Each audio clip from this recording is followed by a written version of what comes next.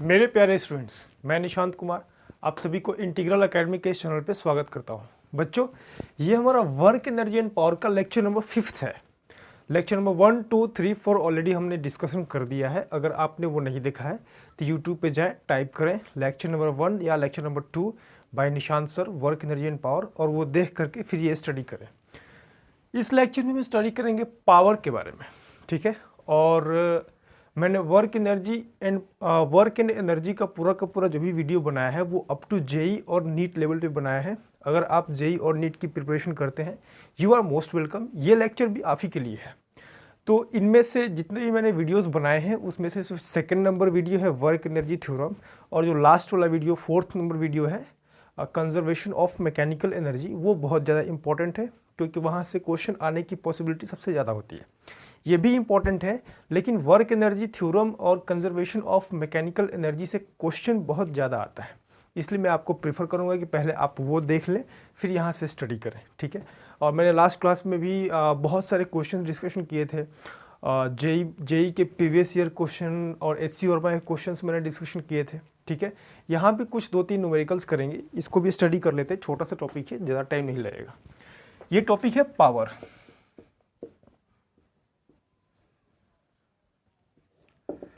बच्चों, आपको बता दे रहा हूँ कि जो वर्क होता है ना, वर्क वो एनर्जी ट्रांसफ़र के लिए होता है।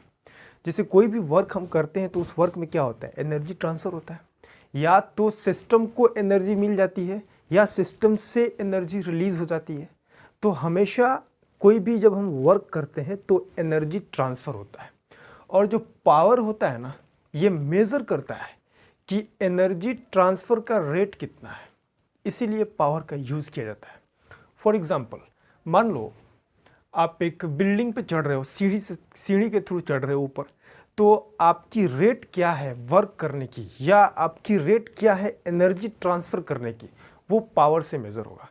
आप सीढ़ी से चढ़ते हुए फर्स्ट फ्लोर पे जाओगे, फिर सेकंड फ्लोर पे जाओगे, फिर थर्ड फ्लोर पे जाओगे, इस तरह से नीचे से चढ़ करके आप ऊपर जाओगे तो आप वर्क करोगे।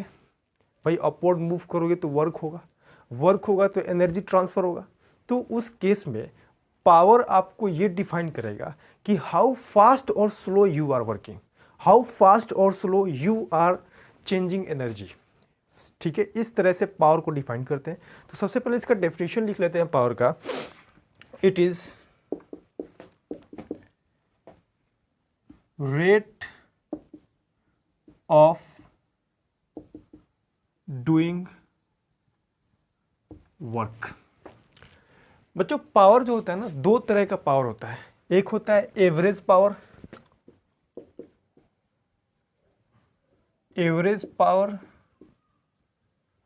और एक होता है इंस्टेंटेनियस पावर।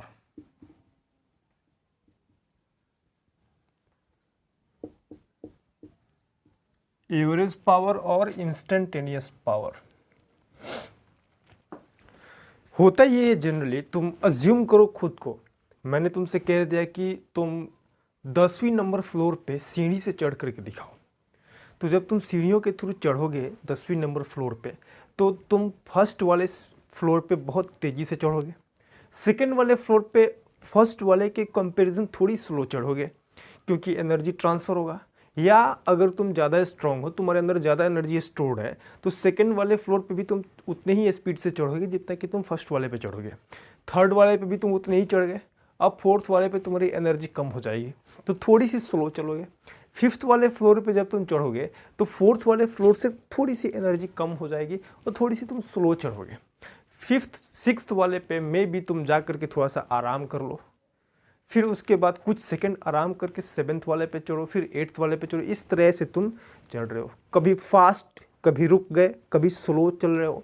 इस तरह से तुम वर्क कर रहे हो, तो वो आ जाएगा एवरेज पावर के अंदर। जो तुम्हारी पावर उस केस में होगी वो एवरेज पावर के अंदर आ जाएगी।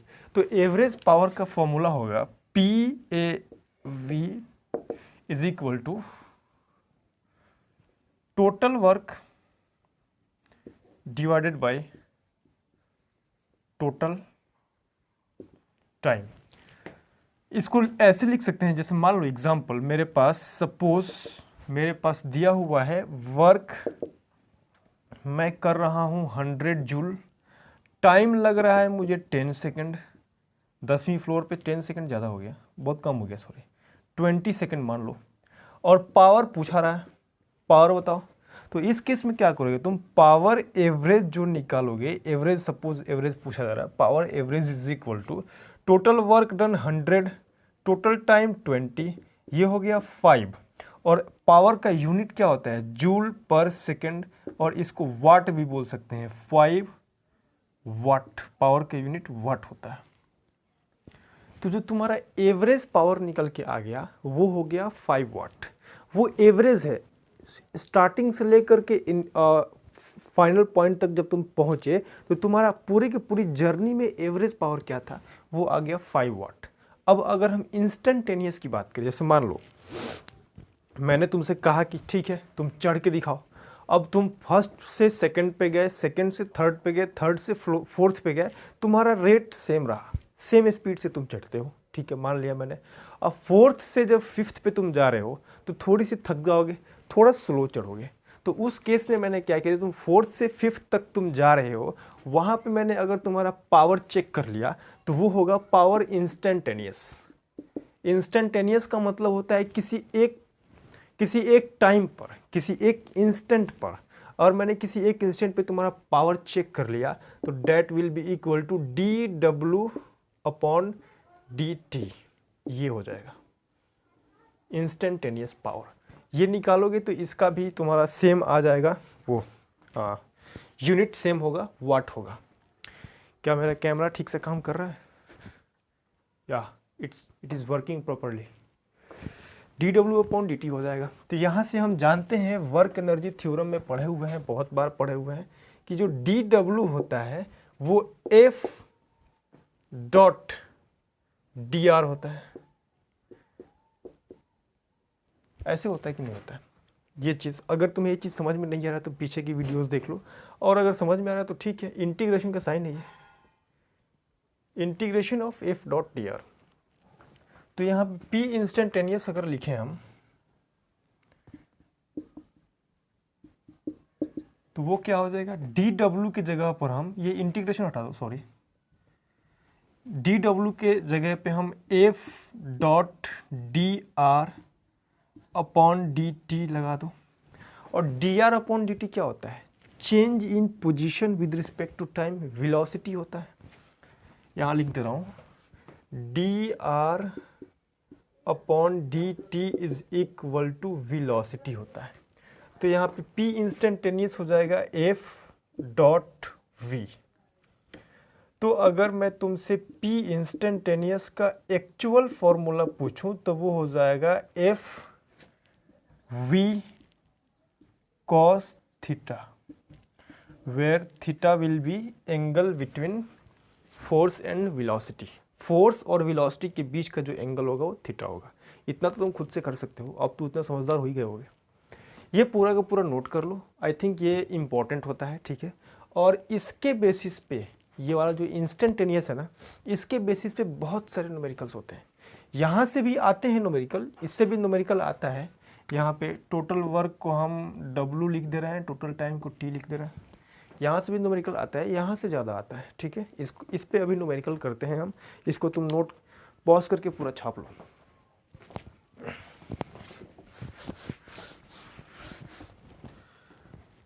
एक क्वेश्चन है, JEE 2003 का क्वेश्चन है,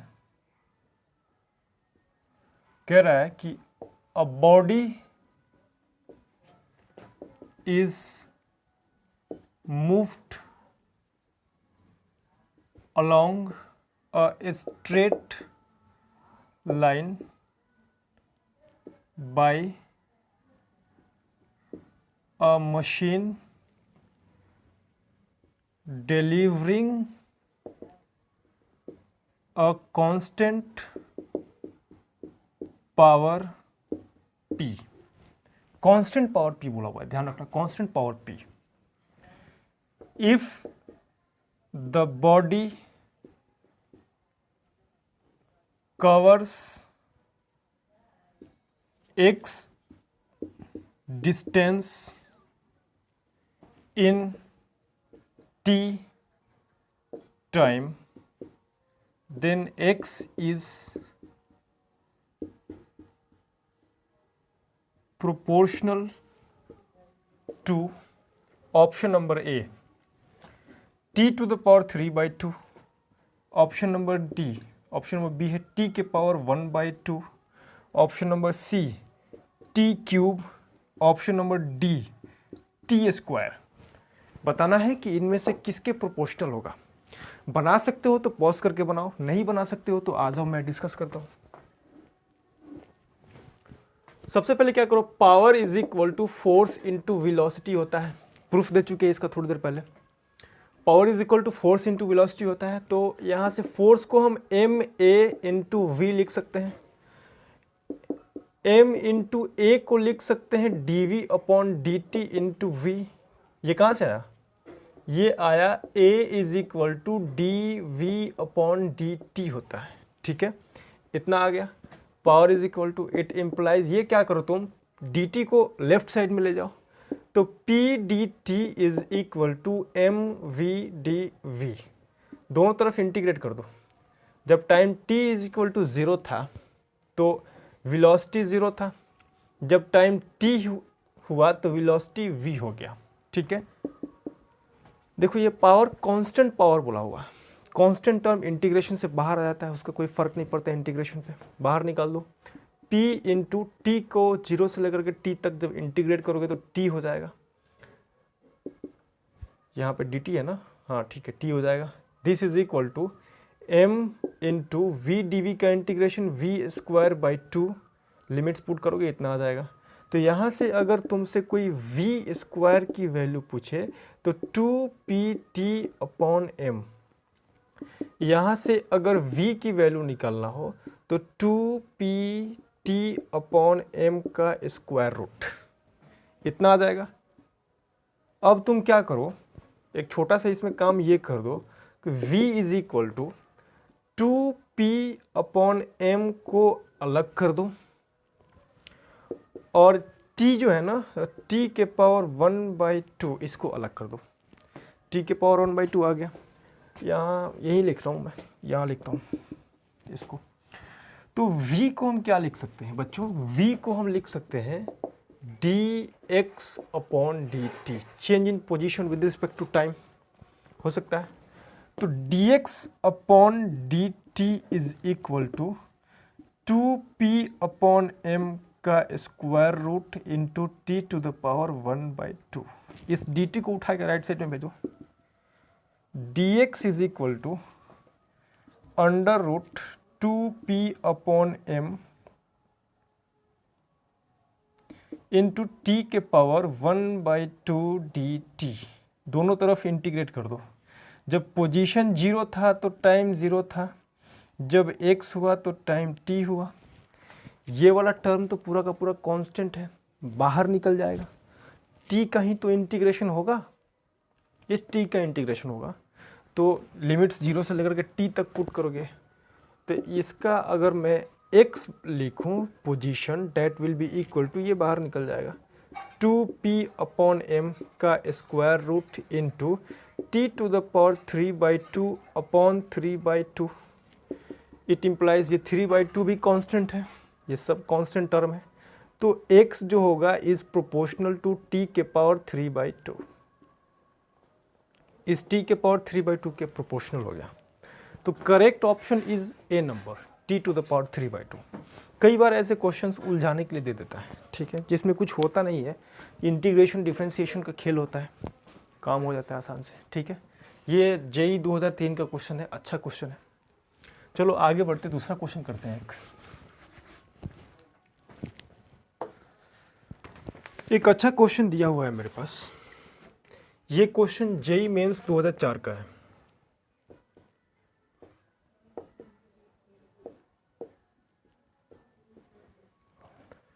क्वेश्चन क्या कह रहा है, a body of mass m, a body of mass m accelerates uniformly from rest to v1 in time t1, accelerates uniformly from rest to v1 in time t1।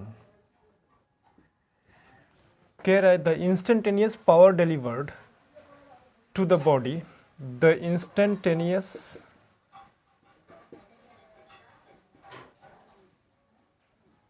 Power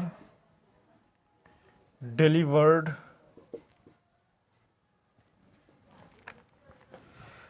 to the body as a function of time is to the body as a function of time t is option number A में क्या बोल रहा है, mv1t² upon t1। Option number B क्या बोल रहा है, mv1² t upon t1²। Option number C mv1t upon t1। Option number D mv1² t upon t1। ज़रा वीडियो को पॉज करके ट्राई करके देखो क्या तुमसे ये सॉल्व हो रहा है। ट्राई कर लिए? कर लिए तो अच्छी बात है, नहीं हुआ तो आ जाओ ट्राई करते हैं मिल करके।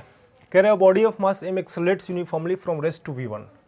रेस्ट टू v1 बोल रहा है, v is equal to u plus at लगाओ सबसे पहले, इसमें u 0 हो जाएगा। ठीक है, u 0 होते ही जो v को v1 बोल दो, this is equal to a into t1। यहाँ से जो a की वैल्यू निकलेगी v1 अपॉन t1 बोल दो। ठीक हो, a body of mass m accelerates uniformly from rest to v1 in time t1। v1 आ गया t1 टाइम में। अब कह रहे हैं कि the instantaneous power delivered to the body as a function of time t is, तो अगर हम एट एनी इंस्टेंट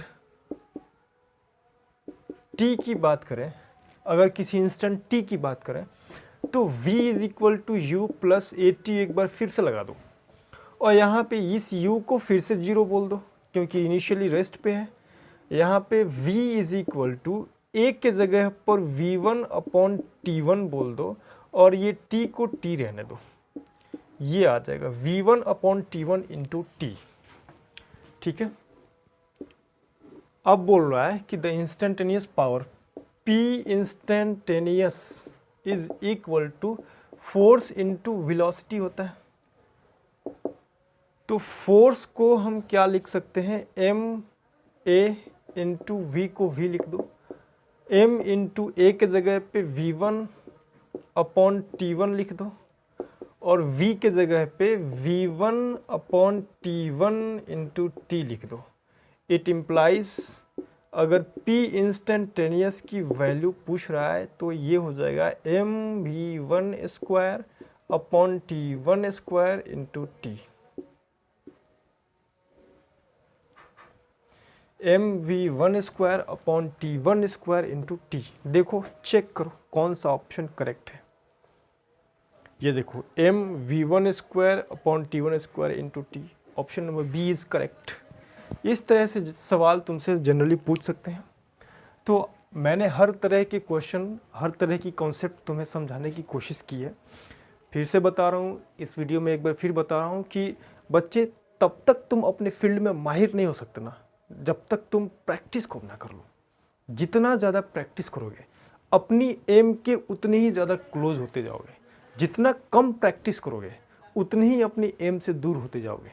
क्योंकि जो नीट का एग्ज़ाम होता है, जेई का एग्ज़ाम होता है, वो पहले ही कह देते हैं कि मुझे थ्योरेटिकल बंदे नहीं चाहिए, वैसे बंदे चाहिए जो कि बहुत ज़्यादा प्रैक्टिस किए हुए हों। क्योंकि डॉक्टर तभी चमकता है ना जब बहुत ज़्यादा प्रैक्टिस किया होता है। एक इंजीनियर अपने फील्ड में आगे, बहुत आगे तब जाता है जब बहुत प्रैक्टिस करता है वो। ठीक है, इस चीज़ को हम बहुत गहराई से समझ सकते हैं। और आपको पहले बता रहे हैं कि हम जो समझा रहे हैं उसे सीखो और आगे बढ़ो, प्रैक्टिस को करो। इस तरह की क्वेश्चंस उठाओ, जहाँ से भी तुमको मिले उठाओ, HC वर्मा की बुक उठाओ, कोई भी पैकेज उठाओ, उठा करके प्रैक्टिस करो। इसकी जो बाद वाली वीडियोज़ होंगे उनमें हम जेई मेंस और नीट की क्वेश्चन का डिस्कशन करेंगे। मैं सोचता हूँ कि प्रीवियस ईयर क्वेश्चन का डिस्कशन करना ज़्यादा इंपॉर्टेंट है, क्योंकि वहीं से अंदाज़ा लगेगा कि कहाँ तक हम पहुँचे अपनी प्रिपरेशन में। ठीक है, तो आगे नेक्स्ट जो वीडियो हमारी आएगी वो वीडियो कल अपलोड होगा, मेरे ख्याल से कल हो जाना चाहिए, कल होगा। वो वीडियो कल अपलोड करेंगे हम, और जेई मेंस का प्रीवियस ईयर का देखेंगे 10-15 साल का, और नीट का भी 10-15 साल का क्वेश्चन का वीडियो बना करके एक अपलोड कर देंगे। ठीक है, चलिए पढ़ाई करते रहिए। All the very best.